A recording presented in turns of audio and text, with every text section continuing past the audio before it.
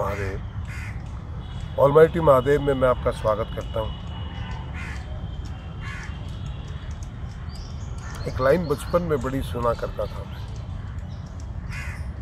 ठावरनाथ जी हमारे गुरुजी थे और वो कहा करते थे कि अंत में निकला ये परिणाम, राम से बड़ा राम का नाम। तब इसका मतलब समझ में आता नहीं था कि गुरुजी बोल क्या रहे हैं। हमारी राम से मिलने की कामना सबकी होती है। नाम लेने में बड़ा जोर आता है। मिल लें, हाय हेलो कर लें, अपनी पीड़ा बता दें, वो हमारी पीड़ा हर लें और चले जाएं, बस फिर हम अपने आनंद में डूब जाएं। आनंद है क्या बाकी चीजों में? क्या राम में वाकई बहुत आनंद है? राम तो चारों तरफ है, ईश्वर तो सब जगह है। तो आप जिस भी चीज का आनंद लेते हैं वो ईश्वरीय ही आनंद है। जहां जाके आपका मन रमता है वहां ईश्वर तो वहां भी है, और मन रमता ही इसीलिए कि वहां ईश्वर है।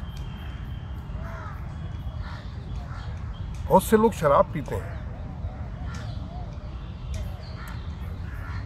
शराब में बड़ा नशा होता है, आनंद आता है। पर क्या आप कभी शराब की फैक्ट्री पे गए जहां शराब बनती है? जिस शराब में इतना आनंद आता है वो जहां बनती है वहां तो बहुत आनंद होगा। बट सत्य ये है कि आप उस फैक्ट्री पे जाते हैं तो मीलों दूर तक उसकी गंध दिखाई देती है। जिस शराब में इतना आनंद है उसकी फैक्ट्री में इतनी गंध क्यों? क्योंकि वो सड़े हुए फलों के रस से बनाई जाती है। कोई भी चीज सड़ा के बनाई जाती है, इसलिए उसकी बदबू आती है। तो शराब की फैक्ट्री में आनंद नहीं है भाई, शराब में आनंद है। फैक्ट्री तक जाने के चक्कर में उस शराब के आनंद को भी नहीं ले पाओगे। किसी पर्वतारोही से आप पूछेंगे ना, जो हिमालय पे चढ़ा हो, तो उससे उसके अनुभव पूछेंगे तो वो हिमालय पे चढ़ने के बाद का अनुभव नहीं बताएगा। वो उस यात्रा को करने के समय के जो अनुभव है उसका आनंद आपको बताएगा। इसमें बड़ा आनंद है। एक बार तो हम गिरने वाले थे पर भगवान ने बचा लिया, फिर एक बार बड़ा तूफान आ गया, वो आनंद बताएगा। उसकी स्मृतियों में वही है, क्योंकि उसे वो करते हुए, चढ़ते हुए आनंद बड़ा आया। संघर्ष था लेकिन आनंद आया। चढ़ने के बाद क्या, वहां से तो उतरना ही पड़ेगा, कितनी देर वहां रहोगे? तो हिमालय पे चढ़ के वहां खड़े होने में आनंद नहीं है, उसकी यात्रा में आनंद है। कोई भी कार्य अगर आप करते हैं, अगर आप सिनेमा बनाते हैं तो सिनेमा की मेकिंग में आनंद है, और जितना उसकी मेकिंग में आपको आनंद आएगा उतना ही आनंद उस सिनेमा को देखने वाले को आएगा। तो आनंद कहाँ है? आनंद यात्रा में है, मंजिल में नहीं है। इसीलिए ऋषि मुनि देवता तक धरती पे आने को तरसते हैं। धरती कोई बहुत अच्छी जगह नहीं है, पर इसलिए तरसते हैं कि यहाँ पे राम का नाम लेने को मिलता है। यहाँ से राम के नाम की यात्रा शुरू होती है, यहाँ से कर सकते हैं। धरती से ऊपर तो आप 1 मिनट में ध्यान लगाओगे आपका लग जाएगा, लेकिन यहाँ प्रयास करना पड़ता है। शरीर में कैद है ना, और उस प्रयास में ही आनंद है। मित्रों, भोजन बनाने की प्रक्रिया में आनंद आता है, तभी खाने वाले को आनंद आता है। और जो बनाता है उसे खिला के आनंद आता है, खा के नहीं आता। हर प्रक्रिया में आनंद है।